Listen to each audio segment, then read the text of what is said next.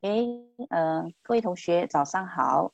因为这一堂课是我们线上是讲解关于国文初中的试卷，所以我会尽量以国文的方式来呃做一个复习。所以我就尽量会用国文啦。所以selamat pagi semua. Apa khabar?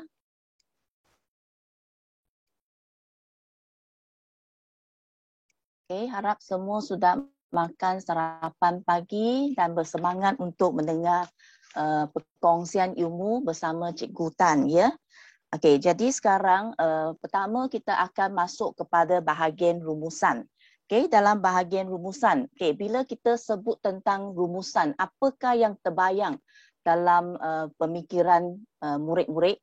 Mungkin ada banyak gambaran info kan. Mungkin kita akan dapat graf bar, kita akan bayangkan jadual, kita juga akan bayangkan tentang graf garisan ataupun carta pie, ataupun poster, ataupun iklan. Jadi apa yang mungkin kita dapat ialah seperti berikut jenis-jenis bahan grafik.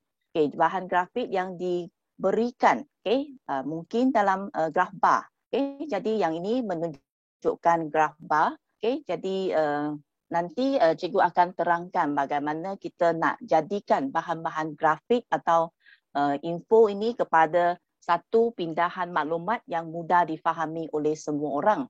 Jadi pertama mungkin graf bar yang akan terbayang dalam gambaran murid-murid. Kedua mungkin jadual. Jadual seperti begini. Kemudian yang ketiga mungkin berkaitan dengan graf garisan. Kemudian carta pie. Carta pie ini yang banyak, yang popular pada masa dulu-dululah. Kemudian terdapat juga poster. Poster yang berbagai jenis. Mungkin berkaitan dengan pertandingan, mungkin berkaitan dengan COVID. Terdapat juga iklan, iklan yang ditunjukkan, promosi, jualan hebat, yang terdapat di mana-mana. Sekarang pusat beli belah jaranglah sebab COVID-19. Kemudian berkaitan dengan peta menunjukkan tempat-tempat pelancongan yang terdapat dalam sebuah negeri. Kemudian terdapat juga carta aliran. Ini berkaitan dengan riwayat hidup nyamuk Aedes. Bagaimana dia dari telur menjadi nyamuk dewasa. Kemudian terdapat juga berkaitan dengan raja aliran. Bagaimana kita nak sampai ke sesuatu tempat ataupun kita hendak melakukan sesuatu, bagaimana kita hendak sampai di situ. Kemudian ada juga berkaitan dengan plan. Bagaimana kita hendak pergi ke sesuatu tempat. Plan itu tidak semestinya sesuatu tempat. Mungkin juga satu bangunan ataupun rumah baru yang akan dibeli oleh ibu bapa. Sebab sekarang COVID-19 kan. Jadi semua orang ada di rumah, rasa tidak selesa. Jadi mungkin bapa hendak beli rumah yang lebih besar, menjadikan rumah lebih kondusif. Jadi itu juga termasuk dalam plan. Jadi semasa kita melihat gambar-gambar info yang diberikan atau dalam soalan, apakah yang dapat kita katakan tentang rumusan? Jadi sebenarnya rumusan merupakan pernyataan atau kesimpulan tentang soal-soal pokok yang dinyatakan secara ringkas dan tepat.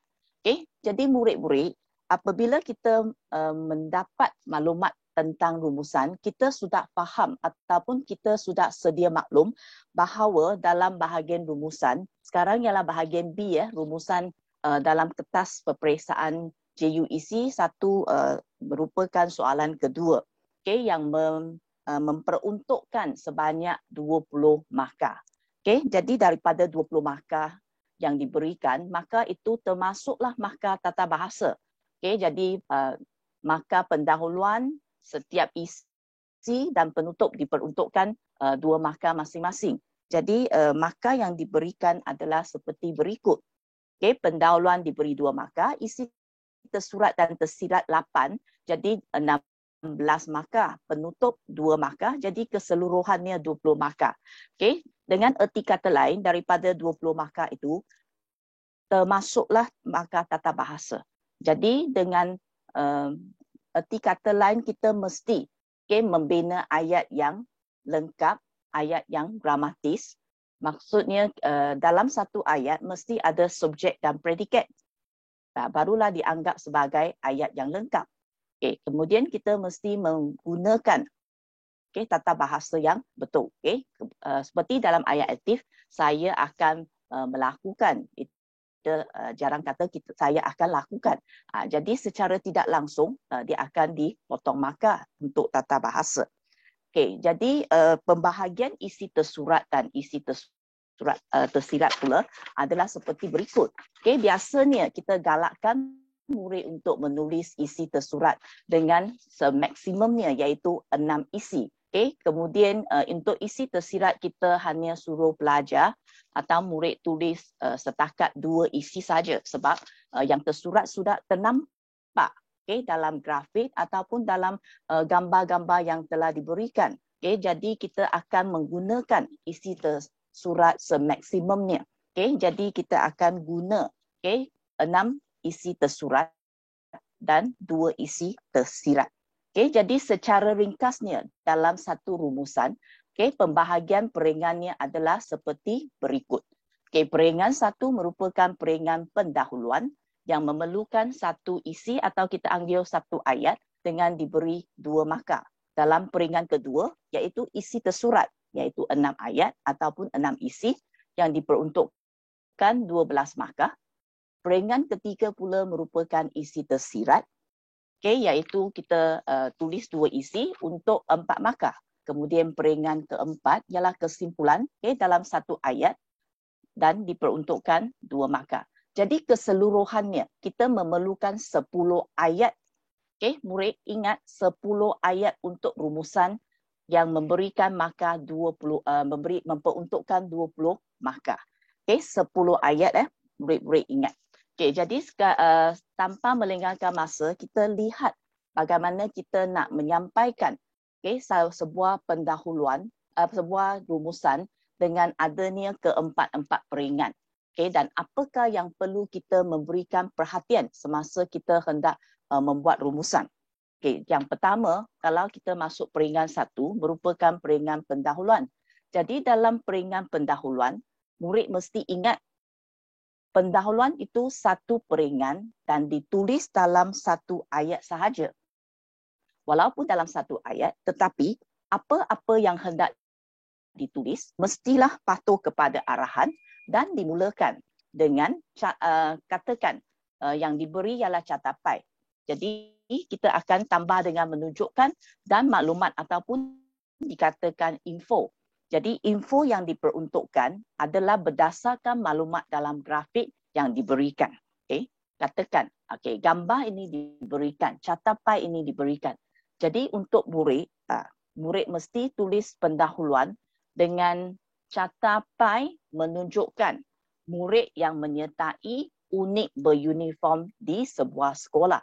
Jadi kita ambil arahan, arahan ataupun maklumat daripada catapai yang diberikan dalam catapai untuk dijadikan sebagai pendahuluan dan ditulis dalam 1 ayat sahaja. Ingat ditulis dalam 1 ayat sahaja untuk 1 peringan. Kemudian kita akan masuk pula kepada isi tersurat. Isi tersurat merupakan peringan yang kedua. Jadi isi tersurat juga ditulis dalam 1 peringan walaupun diberikan 6 isi. Jadi maklumat yang diberikan juga mesti diambil daripada bahan grafik yang diberikan. Minimum 2 isi, tetapi kita menggalakkan murid supaya menulis semaksimumnya, iaitu 6 ayat atau dikatakan 6 isi. Kemudian kalau bahan grafik seperti catapai atau grafar, biasanya dia mempunyai unik di tepi. Unik. Jadi murid mesti mengambil perhatian. Unik itu mesti ditulis supaya membawa maksud kepada ayat yang diberikan. Unik yang terdapat dalam maklumat tersebut wajib ditulis seperti peratus, orang, kes atau keping. Okey, katakan di sini. Tadi kita nampak kelas tingkatan 1 Merbau dia menjual 90 keping tiket. Jadi keping itu mesti ditulis, okey, 90 keping tiket. Keping itu mesti unit itu mesti ditulis supaya membawa maksud. Okey, jualan tiket itu sebanyak berapa, bilangannya berapa. Kalau 90 apa? Okey, jadi dalam catapai ataupun graf bar, murid mesti ambil perhatian. Okay? Kalau ada unik itu mesti ditulis dengan jelas supaya ayat yang terdapat dalam isi tersurat itu membawa maksud. Okay? Kalau tidak, anda mungkin akan kehilangan markah. Okay. Kemudian biasanya, okay, kalau tentang graf bar ataupun catapai ataupun graf garisan, okay, kita akan cari maklumat yang jumlah yang tertinggi ataupun jumlah yang kedua tinggi. Okay, kemudian kita mungkin juga cari jumlah yang terendah, kedua rendah. Okay, ada juga kadang-kadang kita terdapat terlalu banyak maklumat. Okay, terlalu banyak sehingga mungkin lebih dari 6. Okay, kemudian kita mungkin akan cantumkan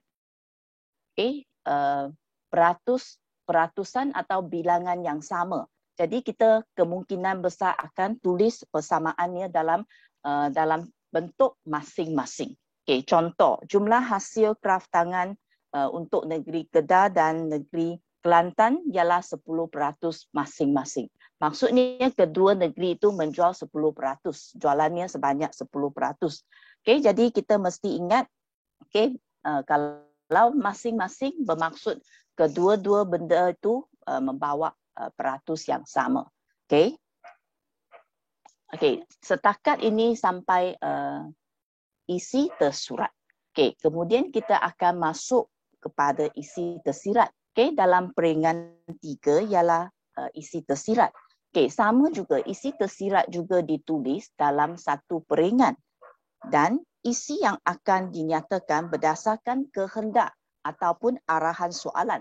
Okay, kemudian kita galakkan murid untuk tulis 2 ayat sahaja, maksimum 6. Okay, maksimum 6. Tetapi ini terpulang kepada isi tersurat yang diberikan. Okay, murid mesti ingat dalam isi tersurat dan isi tersirat jumlahnya ialah 8. Okay, kalau hanya ada 5 isi tersurat yang diberikan, maksudnya isi tersiratnya mesti jadi 3 isi. Okay, jadi kita mesti ingat walaupun kita galakkan pelajar untuk tulis 6 isi maksimum untuk isi tersurat dan 2 isi tersirat. Okay, tetapi kita mesti ingat isi tersurat dicampur dengan isi tersirat jumlahnya ialah 8 isi. Okay, jadi kalau terdapat kekurangan dalam isi tersurat, murid mesti ingat tambah 1 atau 2 isi tersirat supaya menjadikan jumlah isi tersurat dan tersirat itu 8. Okay? Jadi sebenarnya dalam isi tersirat terdapat 2 bentuk soalan. Okay? Okay, kita boleh katakan dalam isi tersirat terdapat isi yang berbentuk umum, apa yang dikatakan dengan umum.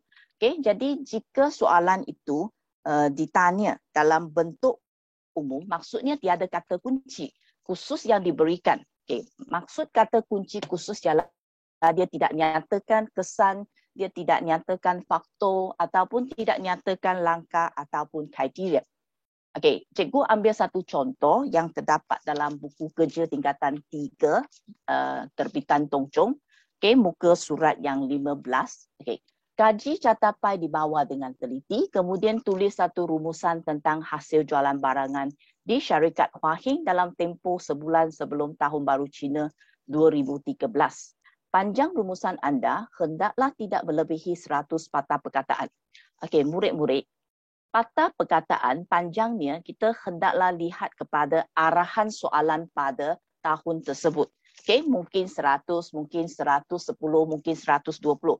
Kita tidak boleh katakan mesti 120. Okey, ini terpulang kepada tahun-tahun. Sebab itu kita sudah katakan semasa peperiksaan, baca soalan dengan teliti, okay, supaya kamu tidak membuat kesalahan.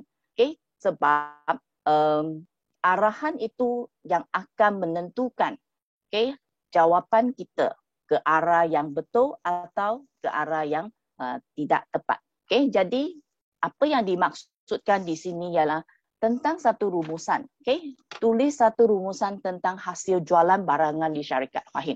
Okay, cikgu berikan catapai tersebut. Ini yang terdapat dalam buku kerja, muka surat 15, terbitan Tung Chung. Okay, jadi hasil jualan, walaupun sekarang mungkin kita kena tukar kepada baharu lah, tapi yang cikgu tidak ubah sebab ini ialah petikan daripada buku kerja junior 3 Tung Chung, jadi saya tidak akan buat apa-apa perubahan. Okey, jadi yang sini catapai yang diberikan hanya terdapat 5 isi seperti yang telah cikgu katakan tadi. Kalau terdapat 5 isi tersurat, maksudnya dalam isi tersirat, okay, kita mesti berikan 3 isi tersirat. Okay, jadi apa yang dapat murid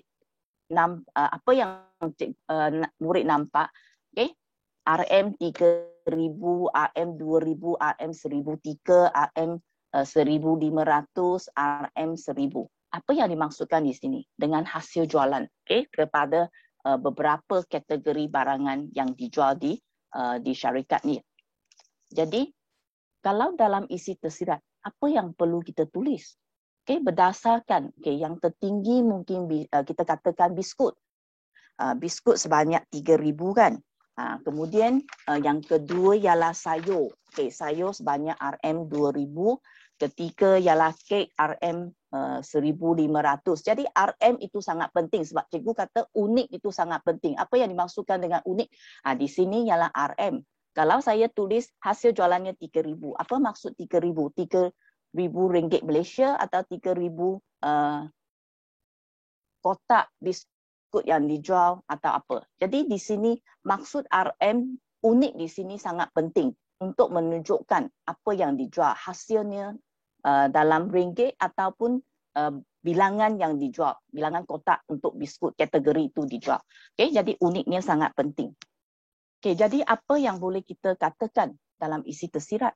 Okay, secara tidak langsung, okay, kita mungkin akan berikan alasan mengapa biskut dijual dengan harga yang dengan hasil yang tinggi.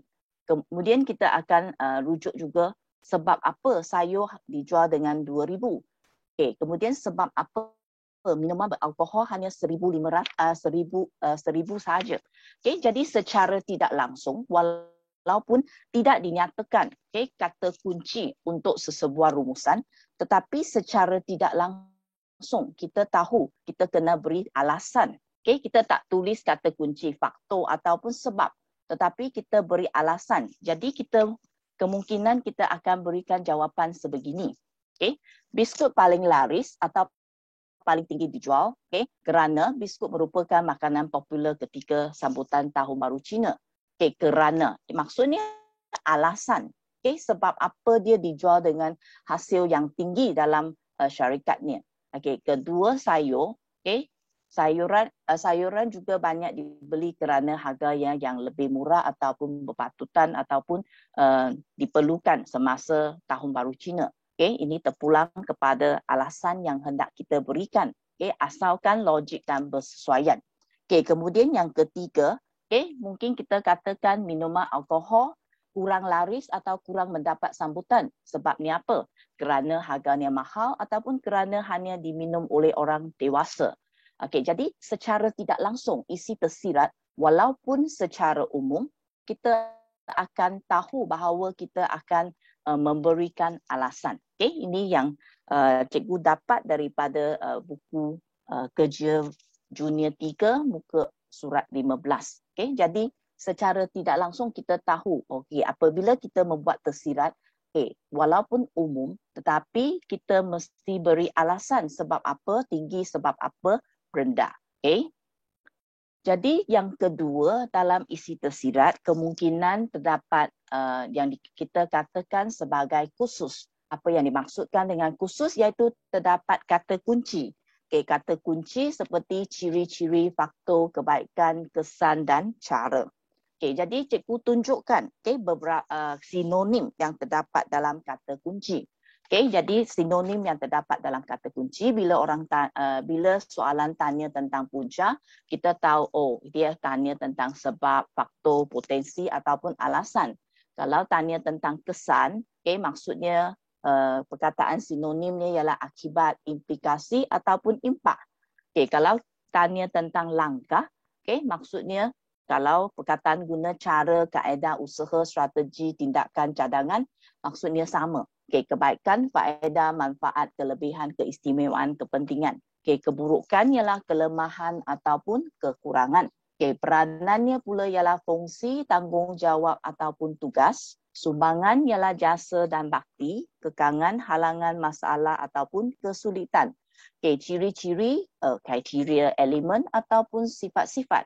Fenomena pula tentang gejala ataupun situasi. Okay, jadi maksudnya dalam isi tersirat tersebut, okay, terdapat kata kunci yang dinyatakan. Okay, cikgu akan beri satu contoh dalam muka surat 103 buku kerja junior tingkatan 3 terbitan Chong Chong juga. Okay, kaji plan sekolah di bawah ini dengan teliti. Kemudian tulis satu rumusan tentang ciri-ciri sekolah tersebut. Panjang rumusan anda hendaklah tidak melebihi 110 patah perkataan. Okay, sebab itu cikgu kata semasa peperiksaan, baca arahan dengan baik, dengan betul. Okay, kerana panjang rumusan yang diberikan tidak semestinya 120. Okay, sebab itu kita kena baca dengan baik-baik. Okay, katakan ciri-ciri dan diberikan satu plan sekolah. Okay, sekolah menengah kenyallan. Okay, apa yang terdapat di sini? Okay, dia ada gelanggang bola keranjang, gelanggang badminton, blok A ialah bilik darjah, kemudian pejabat pentadbiran, pejabat guru, taman mini, blok C terdapat Dewan Sri Suria, blok B terdapat kantin, makmal sains, makmal komputer, perpustakaan. Okay, depan dia terdapat tempat letak kereta, di pintu utama, tepi dia terdapat pondok kawalan. Okay, maksudnya, okay, dan yang ditulis ialah ciri-ciri sekolah mendengar kenyallan. Okay, ciri-ciri yang terdapat ada perpustakaan, ada makmal. Okay, jadi bagaimana kita nak sampaikan ciri-cirinya dan kemudian jangan lupa soalannya dalam arahan juga tentang ciri-ciri. Maksudnya apa yang boleh kita katakan ialah tentang ciri-ciri mengapa disediakan benda-benda sebegini. Okay, kemudahan-kemudahan sebegini. Kenapa ada pondok kawalan, kenapa ada perpustakaan. Ciri-cirinya. Sebab kita tak boleh tulis lebih daripada kemudahan yang disediakan. Sebab dalam sekolah itu, kemudahan yang disediakan sebanyak itu sahaja. Jadi apa yang boleh kita nyatakan hanya masuk dalam bahagian sini saja. Iaitu kita akan terangkan bagaimana ataupun sebab apa ciri-ciri sekolah ini diberikan. Jadi mungkin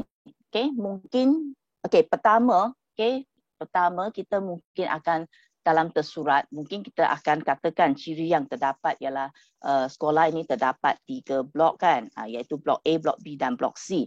Kemudian kita akan tulis pondok kawalan terletak di sebelah pintu utama, di tepi pintu utama. Kemudian pejabat pentadbiran, pejabat guru dan bilik darjah terletak di blok A. Kemudian blok B mungkin tentang perpustakaan, makmal komputer, makmal sains dan kantin terdapat dalam terletak di blok B. Kemudian terdapat padang sekolah yang luas, Dewan Sri Suria terletak di blok C dan juga terdapat satu taman mini. Jadi kita pilih 6 isi tersurat, kemudian kita tulis, kemudian dalam isi tersirat tentang ciri-ciri juga. Jadi kita apa yang boleh kita katakan tentang ciri-ciri? Mungkin kita pilih pondok kawalan. Apa yang dimaksudkan dengan pondok kawalan terletak di pintu utama? Apa alasannya? Kenapa tidak letak di tepi padang? Kenapa mesti letak di sebelah pintu utama? Jadi kemungkinan kita akan anggap pondok kawalan yang mempunyai pengawal keselamatan yang bertugas untuk mengawasi keselamatan sekolah ataupun mengawasi keselamatan warga sekolah. Jadi itulah ciri-ciri yang perlu dinyatakan. Sebab apa ciri pondok kawalan itu disediakan di sekolah tersebut. Okey, kemudian kita mungkin akan pilih taman mini. Okey, sebab apa taman mini ini disediakan? Okey, mungkin kita akan sebut taman mini ini disediakan untuk membolehkan murid-murid melapangkan minda, melapangkan fikiran pada waktu rehat. Pada waktu rehat. Jadi berkaitan dengan soalan dalam isi tersirat yang mempunyai kata kunci. Jadi dalam plan tersebut dinyatakan ciri-ciri, tetapi dalam isi tersirat juga kita nyatakan ciri-ciri dengan alasan sebab apa ciri-ciri yang terdapat dalam sekolah itu disediakan. Ciri pondok kawalan pengawal itu disediakan sebab ciri apa taman mini itu disediakan. Jadi secara tidak langsung walaupun umum atau khusus, kalau dia tanya, yang pertama ialah syarikat Hua Hin tidak nyatakan sebab apa laris ataupun kurang laris, kita berikan alasan. Yang ini tentang ciri-ciri dan kita juga menyatakan ciri-ciri itu disediakan untuk tujuan apa? Untuk tujuan apa? Kemudian yang terakhir berkaitan dengan kesimpulan. Jadi dalam kesimpulan juga tulis dalam satu peringan, wajib tulis dalam satu ayat sahaja. Wajib tulis dalam satu ayat sahaja. Kemudian kesimpulan juga mesti dimulakan dengan perkataan kesimpulannya. Hanya perkataan ini saja yang diterima. Jadi murid mesti faham. Perkataan itu mesti tulis kesimpulannya. Jadi selepas kesimpulannya biasanya kita akan tulis siapa buat apa untuk apa. Contohnya siapa, kesimpulannya siapa haruslah, lepas tu tema diikuti dengan cadangan, diikuti dengan agar dan kemudian dengan harapan. Contoh ayat seperti begini. Kalau soalan itu tentang gejala sosial yang dalam kalangan murid, jadi kita akan tulis siapa. Siapa, semua pihak ataupun pihak sekolah. Itu terpulang kepada rumusan, tajuk atau rumusan yang diberikan.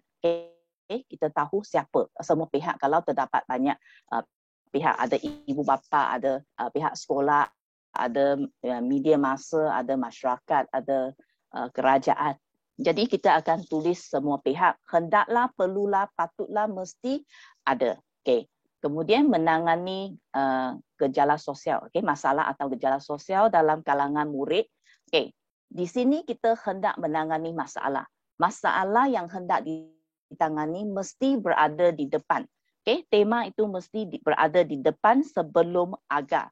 Selepas agar ialah harapan. Mengapa kita bertindak sedemikian? Mengapa kita hendak menangani masalah tersebut? Sebab apa kita lakukan perkara ini? Untuk melahirkan, agar melahirkan murid yang berkaliber. Ini tentang gejala sosial. Secara umum, sebab gejala sosial mempunyai banyak, mungkin ponten sekolah, mungkin vandalisme, mungkin tentang dada, penagihan dada dan sebagainya. Kalau hanya tentang ponten sekolah, kalau ponten sekolah maksudnya dia tidak belajar. Jadi bila kita tulis menangani masalah ponten sekolah, agar apa? Agar melahirkan pelajar yang berilmu, agar melahirkan pelajar yang berminda kelas pertama. Kalau tentang syarikat Hua Hin tadi, mungkin syarikat Hua Hin, kita tak mungkin tulis semua pihak sebab yang catapai itu berkaitan dengan syarikat Hua Hin. Jadi tak ada orang hendak mempromosikan syarikat dia kecuali syarikat itu sendiri. Jadi syarikat Hua Hin haruslah mengadakan promosi secara besar-besaran atau mengadakan promosi. Sebab apa dia hendak mengadakan promosi? Agar perniagaannya semakin maju. Kemudian tentang sekolah, ciri-ciri sekolah tu kan. Mungkin kita katakan warga sekolah. Artinya orang yang terdapat dalam sekolah itu haruslah menjaga segala kemudahan. Kemudahan seperti tempat letak kereta, makmau, perpustakaan, agar dapat digunakan oleh setiap warga sekolah, dengan harapannya. Jadi ini berkaitan dengan rumusan yang selama ini kita belajar, kita teliti. Okay. Kemudian dalam pada tahun, pada tahun 2019 dan 2020, terdapat sedikit perubahan. Dia bukan catapai yang dikeluarkan, tetapi dia keluarkan seperti begini.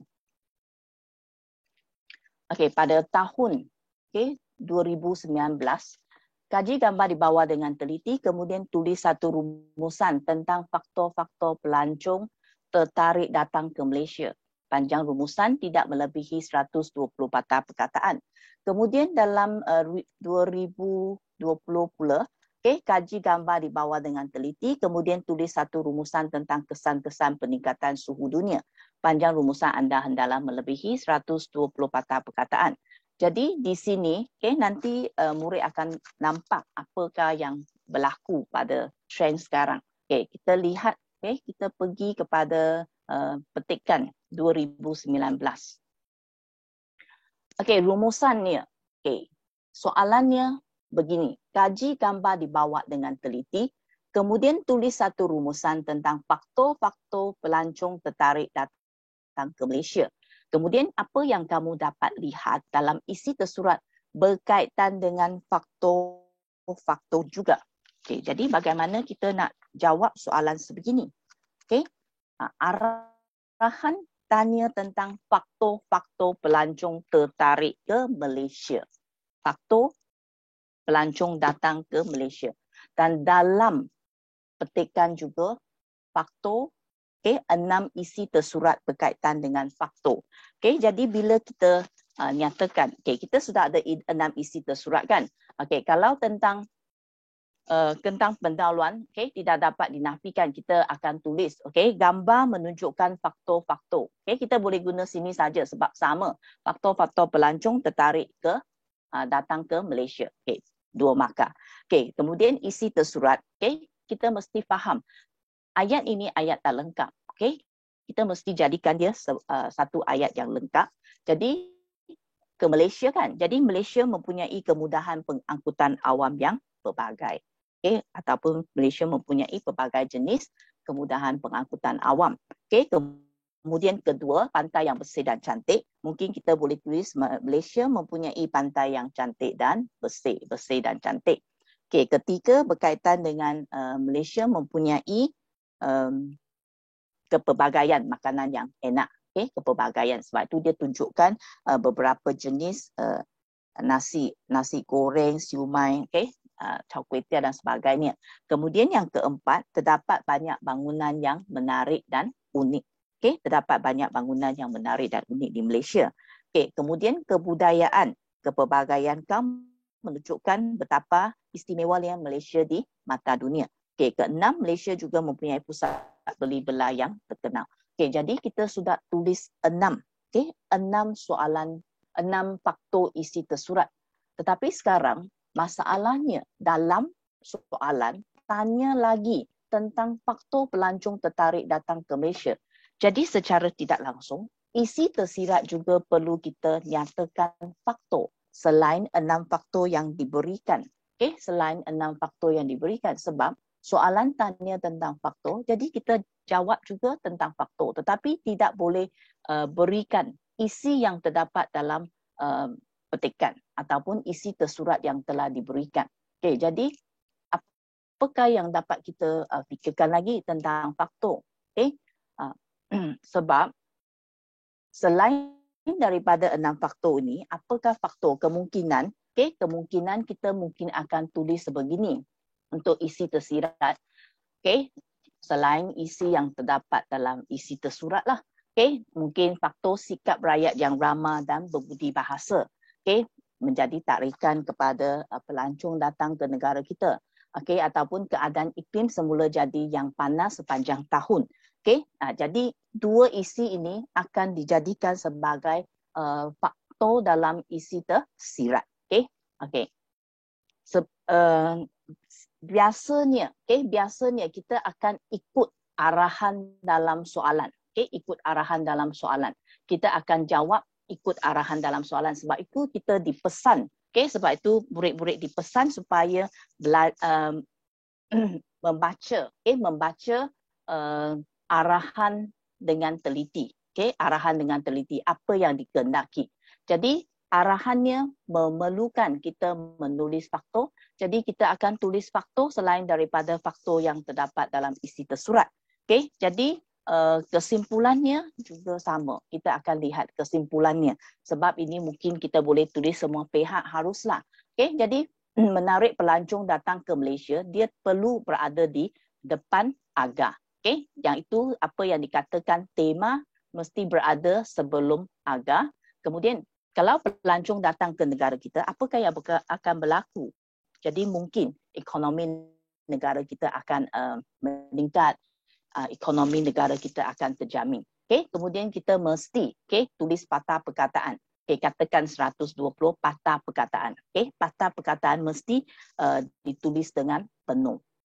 Ini ialah berkaitan dengan soalan 2019. Begitu juga dengan soalan 2020. Yang berkaitan dengan kesan-kesan peningkatan suhu dunia. Kesan-kesan peningkatan suhu dunia. Jadi, kaji gambar di bawah dengan teliti, kemudian tulis satu rumusan tentang kesan-kesan suhu, peningkatan suhu.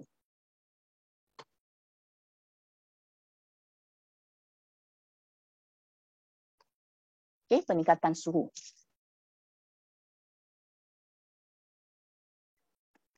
Kemudian panjang rumusan anda hendaklah tidak melebihi 120 patah perkataan. Jadi selain daripada 6 kesan yang diberikan,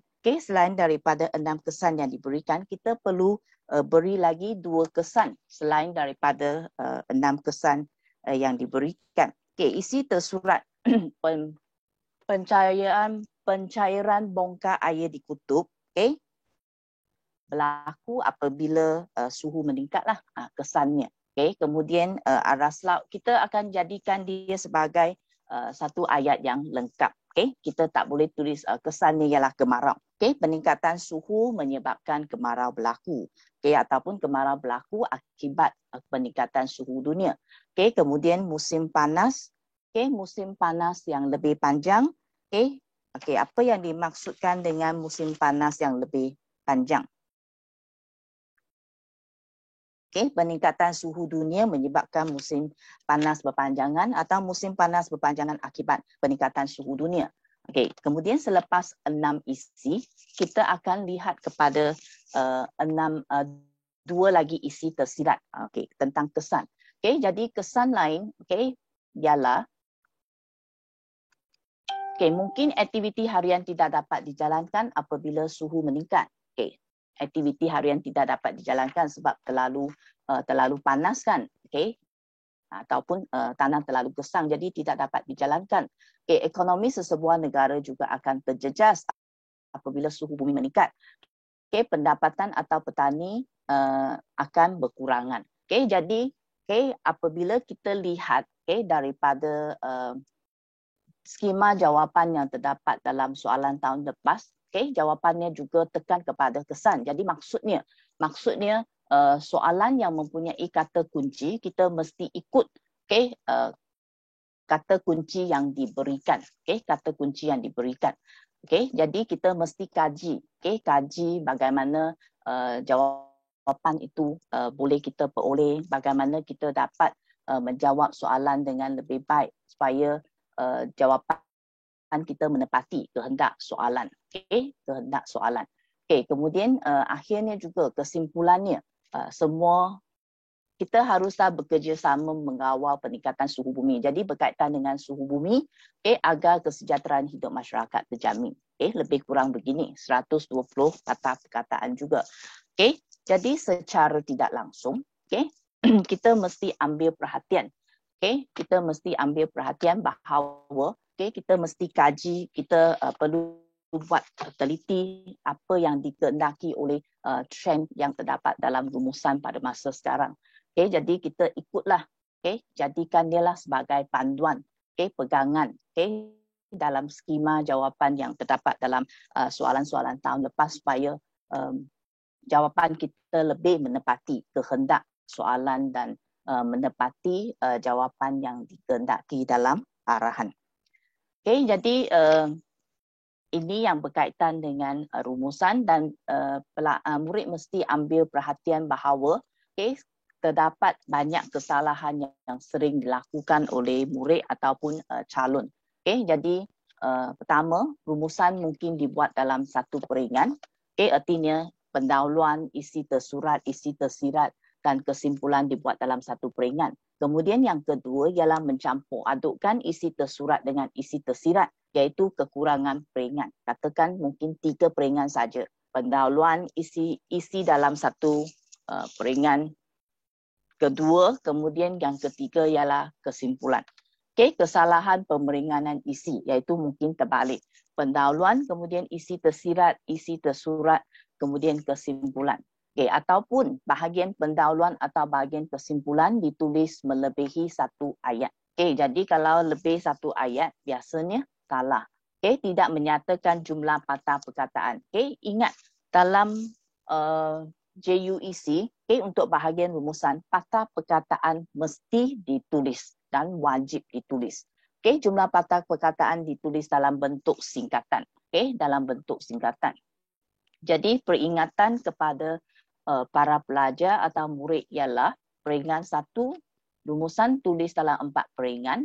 Peringan 1, pendahuluan. Peringan 2, isi tersurat. Peringan ketiga, isi tersirat. Dan peringan keempat, kesimpulan. Jadi contoh penulisan jumlah patah perkataan mesti penuh, iaitu 100 atau 110 atau 120 patah perkataan. Mesti dieja penuh. Kalau tulis 110 pp, salah. 110 p perkataan, salah. Ingat, mesti tulis dengan penuh. Tidak ada singkatan. Kemudian kita akan rujuk. Bahagian penutup hendaklah mengandungi cadangan dan harapan terhadap isu yang berkaitan.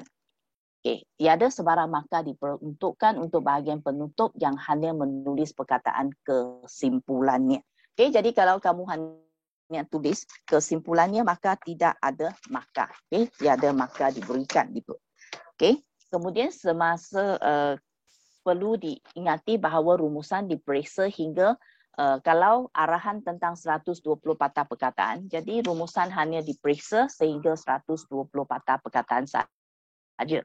Kalau murid tulis melebihi patah perkataan tersebut, maksudnya kemungkinan besar kesimpulan kamu hilang markah sebab tidak masuk lagi dalam bahagian kesimpulan. Jadi mesti berhati-hati semasa menjawab soalan tersebut. Kemudian semasa menjawab, seboleh-bolehnya murid mesti mengambil kertas peperiksaan yang betul, yang mempunyai nota kaki tentang pendahuluan, isi tersurat, isi tersirat, penutup dan jumlah markah. Supaya senang untuk penyemak menyemak dan memberikan markah. Jadi kita mesti berhati-hatilah semasa menjawab kertas soalan tersebut. Yang itu sahajalah yang tentang rumusan. Kalau ada apa-apa pertanyaan, kita jawab dahulu tentang rumusan sebelum saya sambung kepada petikan. Jadi kita lihat ada apa-apa pertanyaan. Ada apa-apa pertanyaan tentang rumusan dulu. Sebelum saya sambung kepada bahagian petikan.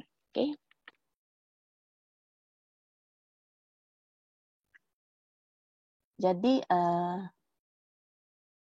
apa pertanyaan? Pertama, saya nampak sini ada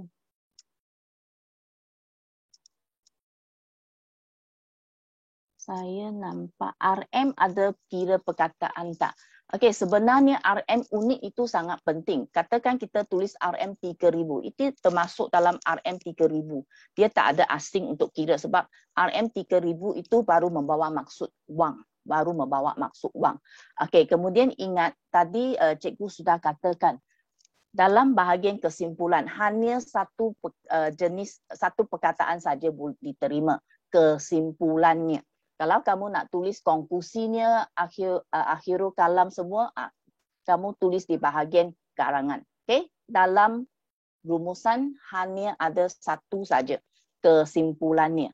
Kemudian ada untuk rumusan, bolehkah saya tulis contoh pusat beli belah?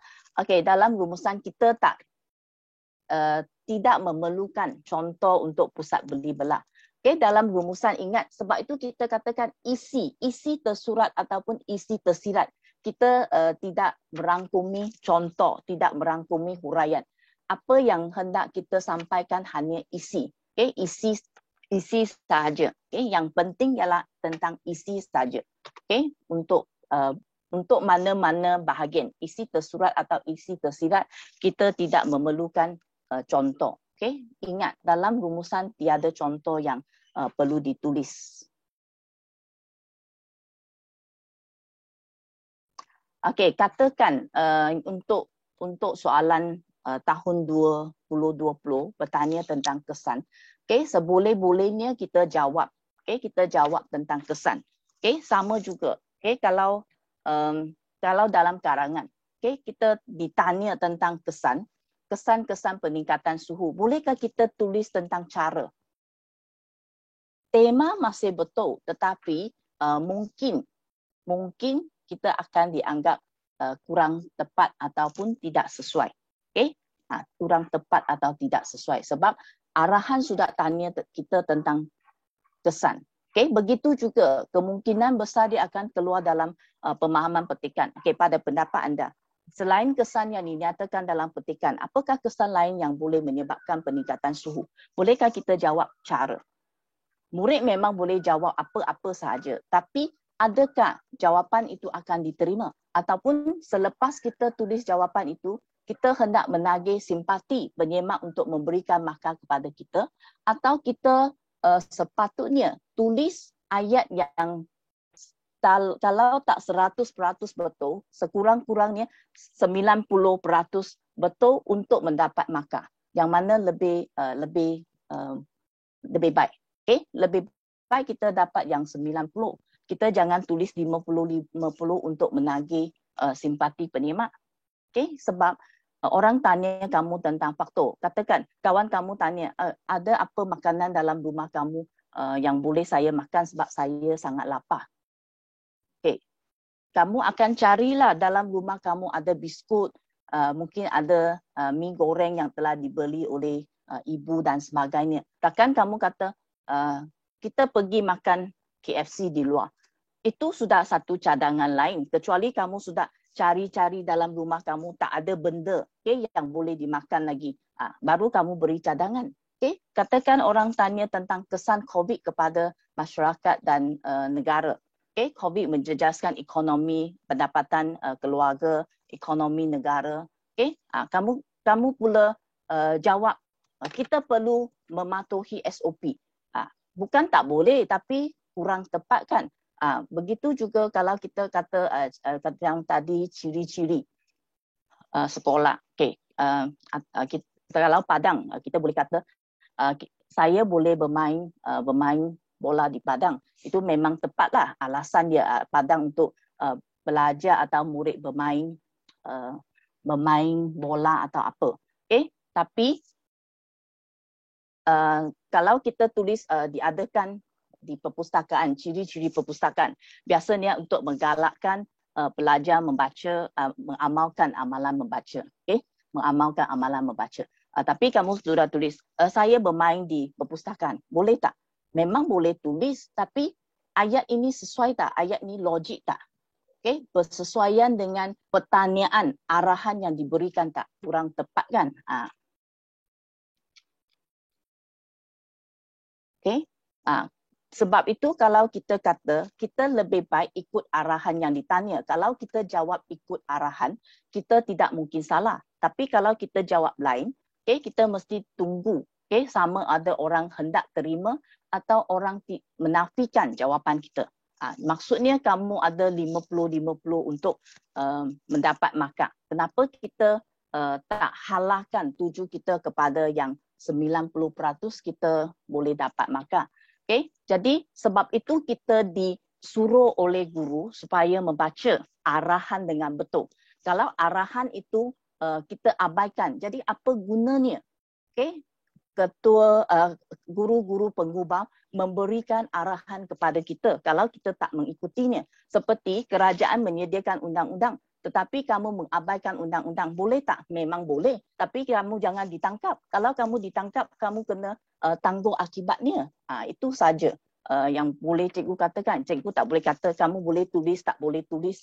Sebab kadang-kadang dalam masa peperiksaan, bila kita sudah kebuntuan, jawapan ataupun kebuntuan idea, kita galakkan murid tulis saja, tetapi itu hanya tunggu sama ada jawapan kita tepat ataupun jawapan kita kurang sesuai, supaya kita sekurang-kurangnya lah mungkin boleh dapat markah bahasa kalau ada CP-CP yang betul. Anda murid-murid tidak digalakkan melebihi melebihi patah perkataan. Sebab untuk rumusan, setiap patah perkataan itu akan dikira. Setiap patah perkataan itu akan dikira. Sampai situ saja dia akan potong. Jadi mungkin ayat kamu tidak lengkap selepas itu. Untuk rumusan, kalau isi tersurat, isi tersirat, jangan ubah apa-apa perkataan. Orang bagi kalau dia tulis orang kurang upaya, kamu tulis saja orang kurang upaya. Kamu tak perlu pergi tulis singkatan. Kalau akronim ialah biasa kita boleh baca. Singkatan ialah OKU, UKM macam tu. Kalau akronim macam COVID-19 yang boleh dibaca, baru kita anggap dia sebagai akronim.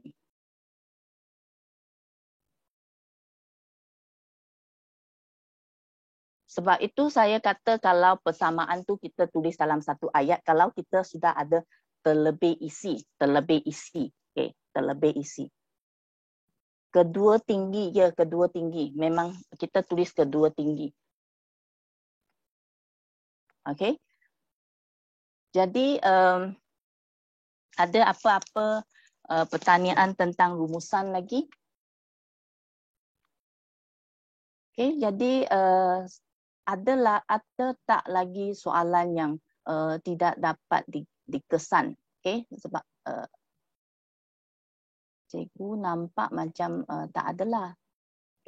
Jadi seboleh-bolehnya kita jawab ikut arahan. Kalau kita ikut arahan takkan salah. Macam kita ikut undang-undang yang disediakan oleh kerajaan, kita tak mungkin ditangkap. Tetapi kalau kita nak menyalahi undang-undang, tidak mematuhi undang-undang, boleh tak? Memang boleh. Tapi kita kena tanggunglah kalau kita ditangkap. Sebab itu kalau kita tak ikut arahan yang diberikan semasa peperiksaan, sama jugalah kita kena tunggu. Sama ada jawapan kita diterima ataupun jawapan kita tidak diterima. Ya, kalau dia tanya apa, kita jawab apa saja. Selain daripada isi yang tersurat. Selain daripada isi yang tersurat. Kalau kamu ada beli, ada beli soalan-soalan tahun lepas, kamu boleh rujuk. Rujuk jawapan, skema jawapan 2020. Memang dalam rumusan isi tersiratnya diberi juga tentang kesan.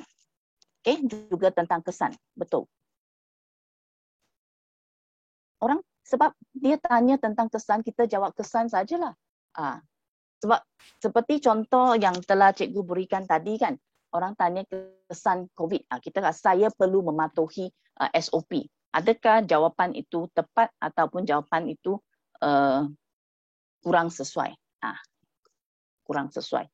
Itu saja yang boleh saya katakan. Sebab kalau kita ikut trend yang dikeluarkan pada masa sekarang, memang jawapan yang diberi dalam skema jawapan juga berkaitan dengan kesan. Maksudnya sekarang dia sudah ada kemungkinan ikut trend sebegini. Kita kena ikut mematuhi ataupun arahan yang telah ditetapkan dalam semasa peperiksaan tersebut.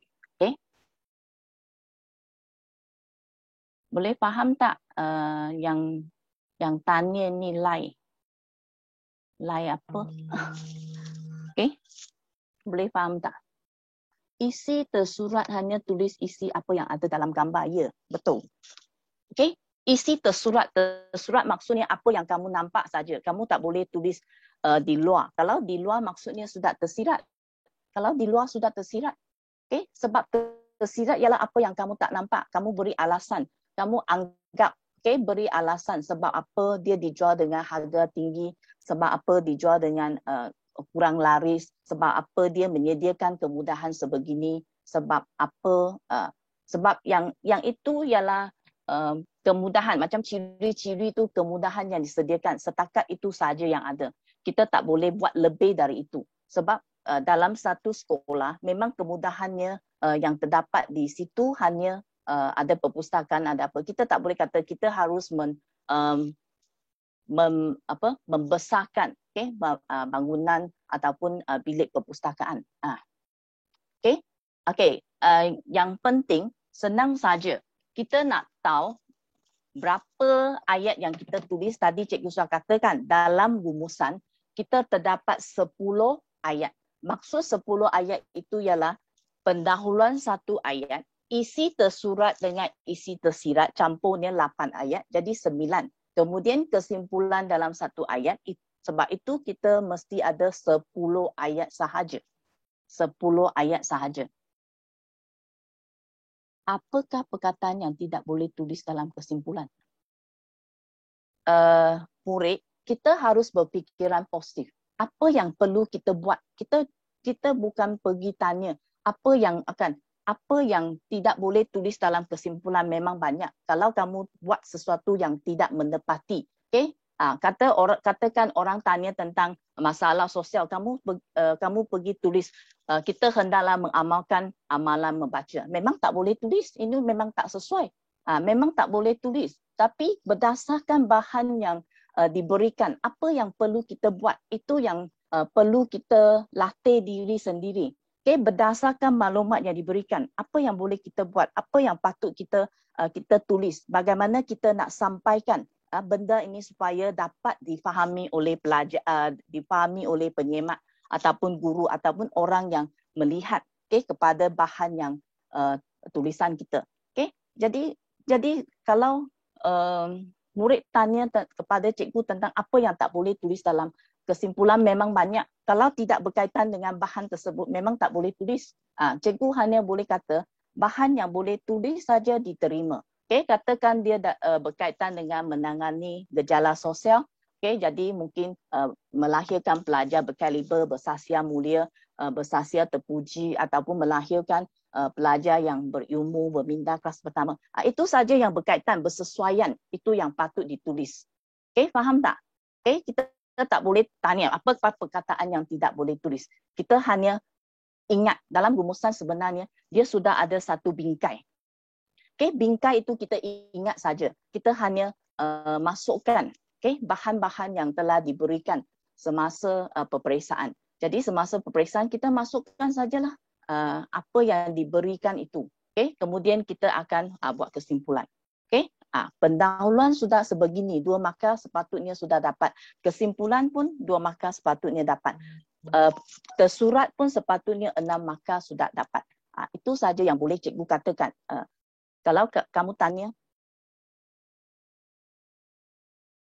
kalau plan dia tanya tentang sekolah, berkaitan dengan sekolah itulah macam tadi, plan sekolah kan, warga sekolah mestilah memelihara ataupun menjaga kemudahan yang terdapat di sekolah tersebut dengan baik supaya dapat digunakan oleh pelajar atau warga sekolah. Apa yang berkaitan, kamu tarik saja tema itu keluar, kemudian kamu ubah suai dari situ.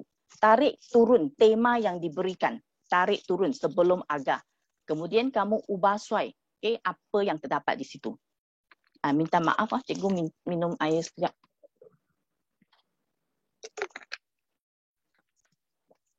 Faham tak? Sebenarnya apa-apa, tidak kira bahan grafik, okay, petikan, pelan, poster, apa-apa. Okay? Berkaitan dengan tema, kamu tarik turun, kamu tambah siapa, haruslah atau patutlah.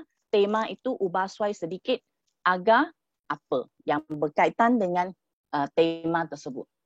Okey, boleh. Okey, boleh.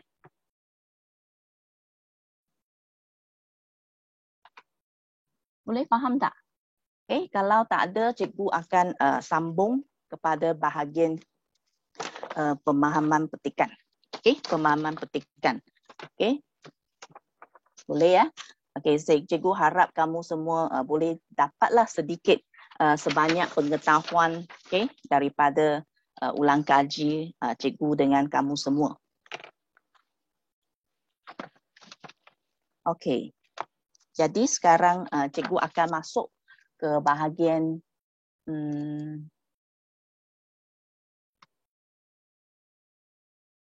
okey. Kemudian sekarang cikgu akan masuk kepada bahagian C iaitu kefahaman. Okey, sebenarnya kefahaman kalau sebelum tahun 2019, okey, 2 petikan yang dikeluarkan itu daripada buku teks. Tetapi mulai 2019 daripada 2 petikan yang diberikan, okey, satu daripada buku teks JUEC, satu daripada umum. Okey, kemudian pada tahun 2019, okey, petikan satu daripada buku teks JUEC tingkatan 3 jilid 2. Okey, kemudian tahun 2020 pula JUEC junior 3 juga jilid 2. Kemudian pada petikan kedua yang diberikan ialah soalan umum daripada majalah 2019 dari Dewan Siswa 2018, tahun 2020 pula daripada Dewan Masyarakat Ogos 2016. Okey, jadi maksudnya sekarang satu petikan, tak kira lah mungkin tahun ni dia tukar ke petikan satu soalan umum, petikan dua buku teks, tak kira. Okey, tak kisah. Okey, kita asalkan kita tahu ada satu petikan dari buku teks, ada satu petikan daripada soalan umum. Okey, jadi kita tidak akan terkejutlah bila kita masuk ke Dewan Peperiksaan nanti. Okey, bahagian C, kefahaman. Okey, jadi kita lihat. Okey, biasanya terdapat 4 soalan. Okey. Soalan 1 berkaitan dengan maksud perkataan ataupun maksud rangkai kata. Okey, maksud perkataan biasanya dalam point form. Okey, berikan, biasanya dia akan tulis. Okey, berikan maksud rangkai kata, berikan maksud perkataan di bawah berdasarkan penggunaannya dalam petikan. Okey, katakan A, B. Nanti cikgu akan tunjukkan. Okey, A, B. Kita berikan secara terus. Okey, secara terus maksud itu saja. Kalau rangkai kata mesti dalam ayat yang penuh. Okey, kemudian kedua dan ketiga biasanya pemindahan maklumat. Jawapannya didapati daripada petikan. Okey, daripada petikan. Kemudian soalan 4 berkaitan dengan penyelesaian masalah. Okey, jadi tindakan yang perlu diambil terhadap sesuatu atau cara ataupun seseorang untuk menyelesaikan masalah yang dikehendaki dalam soalan. Okey, jadi dalam 2019, okey, berkaitan dengan teknologi, okey, junior 3 jilid 2. Okey, yang ini berkaitan dengan petikan. Jadi kita lihat, okey, sebab ini sudah keluar, kemungkinan besar kita boleh abaikan dululah. Okey, jadi kita hanya, okey, bila kita buat benda ni, okey, murid kita mesti ingat kita buat benda ni, kita latih diri kita untuk melihat, okey, mengkaji bagaimana jawapan itu diperoleh. Okey, bagaimana kita boleh mendapat jawapan yang tepat. Okey. Jadi berdasarkan petikan pertama, berikan maksud perkataan berikut berdasarkan penggunaannya dalam petikan. Ada kesalahan ejaan, sorry. Okey, mudah. Okey. Baris 7, diminati baris 16. Okey, bermaksud kalau berikan maksud, kita jawab dengan sebegini saja. Tapi kita jangan beri banyak makna. Kalau kita nak tulis senang, kita tulis senang saja. Kita nak tulis ringkas, kita tulis ringkas saja. Okey, walaupun jawapan ini kesemuanya akan diterima, tapi kita tak perlu tulis kesemuanya. Kita hanya tulis satu, diminati, disukai ataupun digemari. Sebab kita akan tanggung risiko. Okey, apa? Okey, kalau mudah kita tulis senang. Lepas tu sepatutnya tidak susah, kita tulis kurang senang. Jadi yang kurang senang itu tidak tepat. Jadi apabila benda ini tidak tepat secara tidak langsung, salah. Okey, secara tidak langsung perkataan yang diberikan walaupun pertama itu betul akan dianggap salah. Okey, jadi jangan lakukan kesalahan sebegini. Okey, merugikan diri kita sendiri. Okey, merugikan diri kita sendiri. Jadi kita hanya beri saja satu perkataan. Okey, senang. Okey, kemudian disukai atau digemari. Okey, ingat kalau terdapat satu perkataan salah secara tidak langsung yang betul juga jadi salah. Okey, jadi tidak berbaloi. Okey, tidak berbaloi untuk berlaku sedemikian. Okey, menulis sedemikian. Okey, bagaimana teknologi maklumat dapat memanfaatkan pengurusan perkhidmatan bank. Okey, jadi kita perlu lihat kepada petikan. Okey, saya tidak pasti kamu semua ada petikan tidak. Okey, tapi kalau kita lihat balik kepada petikan tersebut, kita akan dapati urusan bank kan menawarkan sistem perbankan. Teknologi maklumat dapat memanfaatkan pengurusan. Kita lihat kata kuncinya memanfaatkan pengurusan, perkhidmatan bank. Jadi berkaitan dengan perkhidmatan bank ada di sini kan. Jadi jawapannya menawarkan sistem perkhidmatan perbankan elektronik kepada para pelanggan. Rekod pelanggan dan urus niaga dapat dikembalikan dengan mudah, cekap dan pantas. Tanpa batasan masa dan sempadan. Tanpa batasan kita jadikan dia satu ayat lagi. Rekod. Perniagaan dan urus niaga tanpa batasan dan sempadan. Jadi di sini, bagaimana kita hendak pastikan berapa isi? Biasanya kalau 3 markah, apa-apa yang didapati daripada petikan, biasanya akan ada 3 isi. 3 isi, kecuali isi tidak mencukupi lah. Jadi seboleh-bolehnya kita cari 3 isi, ataupun 2 isi. Terpulang. Sebab kadang-kadang ada masalah teknikal, cikgu pun susah nak beritahu, tetapi biasanya satu markah itu untuk satu isi. Biasanya satu markah itu untuk satu isi. Kemudian kita lihat pula kepada jadi biasanya kalau kita nak jawab, kita mesti jawab dalam bentuk ayat. Bentuk ayat. Maksudnya kita perlu ambil sedikit maklumat daripada arahan ataupun daripada soalan, kemudian kita sambung dengan jawapan yang kita peroleh daripada petikan. Supaya apa yang dikatakan jawapan ini lengkap dan gramatis. Gramatis maksudnya kita ambil sebahagian daripada maklumat supaya menjadikan jawapan kita lebih tepat ataupun lebih sesuai, lebih menepati arahan soalan yang ditanya itu. Jadi biasanya 3 lah. Biasanya 3 lah. 3 isi.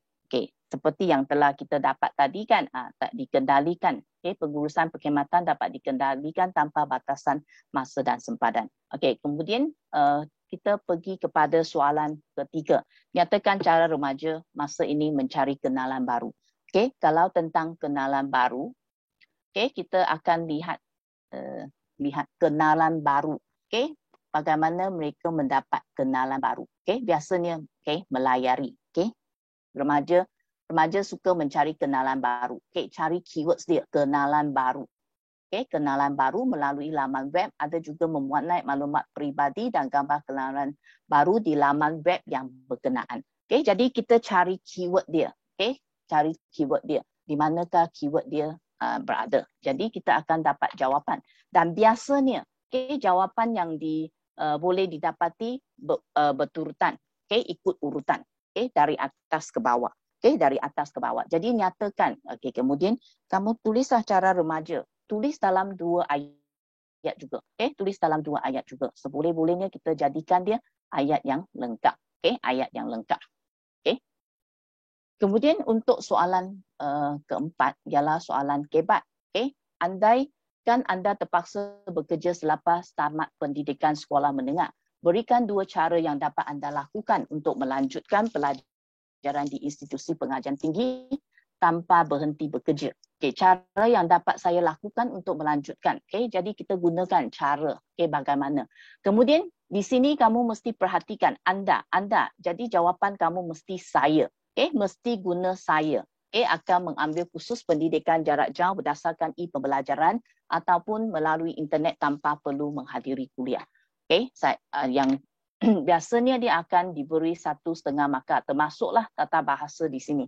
Okay, termasuklah tata bahasa di sini. Okay, jadi yang ini berkaitan dengan petikan 1 2019, petikan 2 sama juga. Okay, Dewan Siswa. Okay, untuk 2019 dia ada satu kekecualian. Sebab biasanya kita katakan petikan 1 tanya tentang maksud perkataan, petikan 2 biasanya akan tanya tentang maksud rangkai kata ataupun salah satunya lah. Okay, tak semesti petikan 1 atau petikan 2. Okay, biasanya.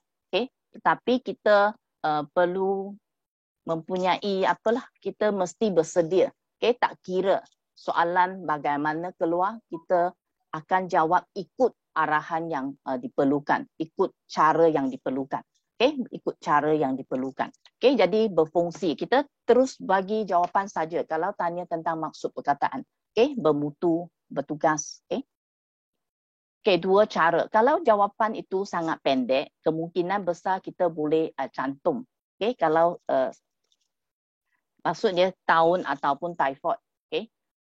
Saya harap pelajar nanti boleh rujuklah, okay, soalan tahun lepas.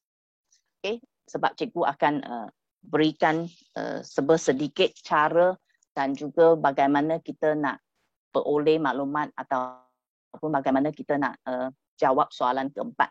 Okay, jadi nanti kamu boleh balik dan rujuk balik soalan tahun lepas supaya kamu lebih memahami, okay, apa yang diterangkan di sini. Okay, jadi kalau dia berkaitan dengan tahun atau typhoid, biasa kita boleh tulis secara teruslah sebab jawapannya sangat pendek. Tetapi kalau kamu nak jadikan dia ayat juga, tidak salah. Okay? Tidak salah. Selain typhoid ialah penyakit disebabkan. Tidak salah. Okay? Jadi kalau jenis macam ni terpulang kepada cikgu lah, terpulang kepada pelajar. Tapi kalau boleh takut salah, kita boleh jadikan dia ayat yang lengkap. Okay? Jadikan ayat yang lengkap, memang tak akan salah. Itu yang boleh cikgu katakan. Kalau kamu jadikan ayat lengkap, setiap isi satu ayat, memang tak mungkin salah. Okay, kemudian yang ketiga, faktor yang menyebabkan berlakunya keracunan dalam kalangan. Okay, ini cikgu nak rujuk. Faktor. Di sini dia tanya tentang faktor yang menyebabkan. Tetapi kemungkinan pelajar tidak kesan. Okay, apakah yang dinyatakan tentang faktor. Jadi ada keywords dia. Kalau faktor, kita boleh cari berpunca daripada. Berpunca daripada memang menepati faktor. Okay, memang menepati faktor. Jadi sikap dan amalan pengendali makanan yang tidak mengutamakan kebersihan ketika menyediakan makanan. Okay, kemudian di selain itu kan berpunca. Kalau nampak berpunca, okay, memang faktor. Okay, memang faktor. Okay, dalam makanan. Okay, kemudian di samping itu memang terdedah lebih daripada 6 jam menggalakkan pembiakan bakteria yang mencemarkan makanan berkenaan. Okay, biasanya kalau 2 markah, 3 markah kita boleh berikan 3 lah, tak salah kita berikan 3. Okay, kalau dia terima 2, tak apa. Tapi kalau 3 markah, biasanya 3 isi diperlukan dan di sini memang terdapat 3 isi. Okay, memang terdapat 3 isi. Okay, ini terpulang. Mungkin dia nak terima 1.5 ataupun 1 terpulang. Okay, tapi kalau ada 3 isi, kita jadikan 3 isi sajalah. Okay, pendapat sebagai pengguna, bagaimanakah anda mencegah berlakunya keracunan makanan? Okay, bagaimana? Kamu mesti dengan teliti dan sebelum makan, okay, menutup makanan dengan tudung saji supaya tidak dihinggapi serangga seperti cara. Okay, cara. Bagaimanakah maksudnya secara tidak langsung ialah cara. Bagaimana kamu lakukan. Saya ni. Okay. Mengapa kamu buat ni? Supaya tidak dihinggapi serangga. Okay. Supaya makan dengan sempurna bagi memastikan tiada kuman di dalamnya. Okay. Masak. Okay. Memasak makanan yang hendak dimakan dengan sempurna. Caranya. Okay. Tujuannya apa? Okay. Tujuan supaya saya tiada kuman di dalamnya lah. Supaya saya selamat lah. Supaya saya tidak keracunan makanan.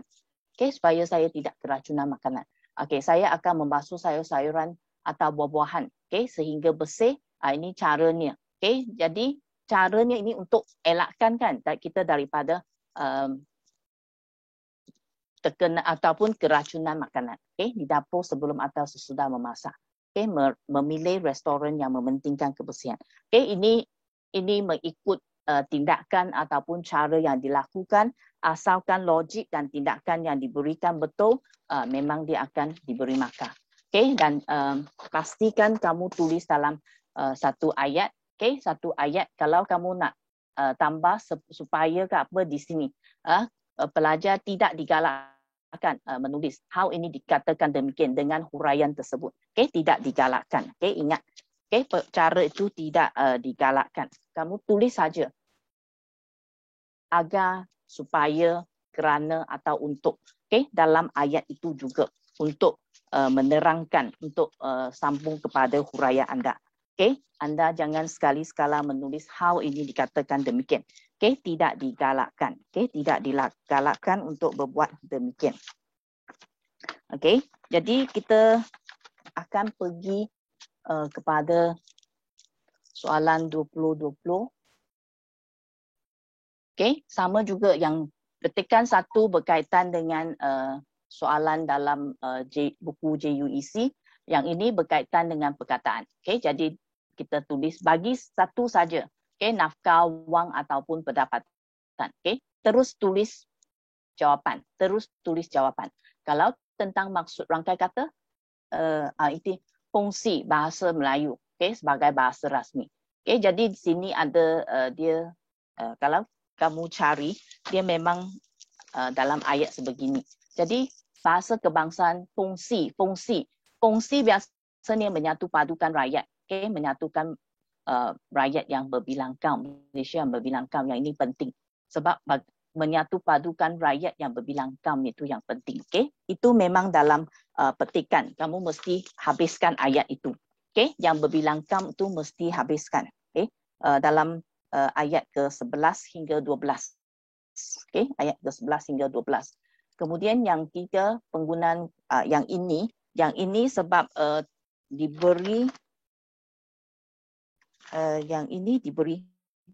ini diberi 3 markah, tetapi hanya satu jawapan yang diberikan. Jadi kamu mesti hati-hatilah sebab sebegini kita pun tak dapat katakan apa sebab sudah diuji kan, sudah diuji.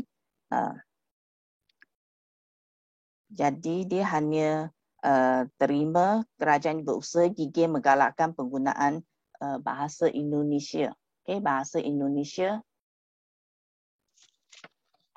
secara menyeluruh demi kepentingan rakyat dan negara, iaitu terdapat pada ayat 16 hingga 17. Okay, ayat 16 hingga 17.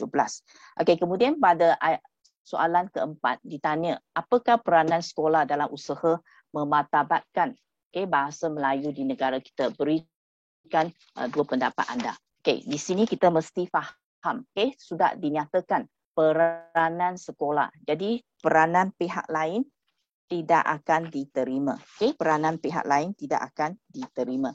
Jadi kita mesti berjaga-jaga semasa hendak memberikan jawapan. Okay, sebab apa yang dinyatakan adalah tentang peranan sekolah saja. Kalau peranan sekolah, kita hanya boleh tulis pihak sekolah. Apa yang boleh dilakukan oleh pihak sekolah. Okay? Kita tidak boleh nyatakan pihak lain lagi. Okay? Pihak sekolah boleh adakan pertandingan, mengadakan pertandingan minggu bahasa, ataupun mewajibkan pelajar bertutur bahasa Melayu. Di sini cikgu nak tarik perhatian murid-murid. Pihak sekolah mengadakan minggu bahasa dalam usaha memartabatkan bahasa Melayu di negara kita. Pihak sekolah. Selain itu, pihak sekolah mewajibkan pelajar bertutur dalam bahasa Melayu dalam urusan rasmi seperti perhimpunan sekolah. Okey, menganjurkan pertandingan mengarang bahasa Melayu. Okey, program nilam yang menggalakkan pembacaan buku cerita atau novel dalam bahasa Melayu. Okey, katakan kalau kita katakan minggu bahasa. Okey, minggu bahasa biasanya kita adakan pelbagai aktiviti kan. Kalau pelbagai aktiviti seperti pertandingan mengarang ataupun pertandingan ataupun pameran, ataupun apa-apa, kalau dalam minggu bahasa, aktiviti-aktiviti yang dilakukan semasa minggu bahasa itu dianggap jawapan setara. Apa yang dimaksudkan dengan jawapan setara? Kalau kamu tulis 3 isi berkaitan mengadakan minggu bahasa, mengadakan pertandingan mengarang bahasa Melayu, pihak sekolah harus mengadakan pameran, pameran yang berkaitan dengan bahasa Melayu. Okey, yang kesemua ini maksudnya ketiga-tiga isi yang ditulis akan dianggap sebagai satu isi sahaja. Okey, akan dianggap sebagai satu isi sahaja. Okey, faham? Okey, jadi kamu mesti berjaga-jaga semasa hendak memberikan jawapan. Kamu mesti fikir sama ada jawapan yang diberikan di bawah satu payung yang sama ataupun dia berlainan. Kalau berlainan baru dianggap sebagai isi yang kedua. Okay, sebab dikatakan berikan 2 pendapat. Okay, kemudian petikan 2 dari Dewan Masyarakat Ogos 2016. Okay, berikan maksud rangkai kata. Okay, jadi ini rangkai kata. Jadi mesti tulis. Okay, tulis dalam bentuk ayat. Okay, tulis dalam bentuk ayat. Ikut saja maksud rangkai kata. Ataupun rangkai kata-kata menyahut seruan berdasarkan penggunaan dalam petikan bermaksud rangkai kata, bermaksud mengambil bahagian atau turut serta. Jadi kalau ditanya dalam maksud rangkai kata, biasanya kita akan jawab dalam bentuk ayat, dalam bentuk ayat. Kemudian kedua, contoh. Yang ini contohnya pelbagai kan. Dia ada banyak. Sebenarnya ini sambung lagi, tapi diperlukan 2 contoh. Jadi kalau cikgu sudah terangkan, kalau dalam bentuk yang ringkas, kita boleh cantum. Tapi kalau murid nak asingkan, jadi 2 ayat pun tidak salah. Tetapi kamu mesti ambil perhatian. Biasanya kalau yang ada kata nama khas, kata nama khas, murid mesti ambil keseluruhan. Tak boleh tulis pemiran angkasa, aero angkasa, buang dan maritim antarabangsa Langkawi. Salah, sebab kesemua ini barulah digolongkan sebagai satu isi saja. 5 itu satu isi. Dan nama penuhnya begitu panjang. Bukan pameran aero angkasa saja. Jadi kalau lebih dari 2, murid boleh tulis dalam bentuk ringkas ataupun dalam bentuk 2 ayat. Pun diterima. Ketiga, kaedah pengurusan yang digunakan oleh pengurusan pengangkutan. Jadi kita kena cari, kita kena cari keywords dia. Kaedah pengurusan. Jadi kita carilah mana kaedah pengurusan. Kita cari, akhirnya kita dapat di sini. Kita dapat di sini, termasuklah penggunaan kenderaan antara kaedah pengurusan yang dipraktikkan. Jadi di sini jawapan dia. Barulah kita ubah suai. Barulah kita ubah suai apa yang patut. 3. Jadi kita boleh berikan 3 isi dalam ayat lengkap. Dalam ayat lengkap. Kemudian untuk soalan 4. Mengapakah pihak penganjur acara perlu menitik beratkan aspek alam sekitar semasa mengadakan sebarang acara? 2 pendapat. Sama juga. Biasanya selepas pada pendapat anda jadi tukar kepada pendapat saya. Lepas itu, kalau dia kata mengadakan pendapat, nyatakan pendapat anda, biasanya dalam ayat ini kita akan adakan perkataan seperti suka, supaya, untuk, kerana ataupun agar, untuk menjadikan ayat kita lebih menepati tindakan yang diperlukan ataupun cara yang diperlukan. Jadi mesti ada perkataan sebegini supaya cara kita lebih memadai, lebih tepat.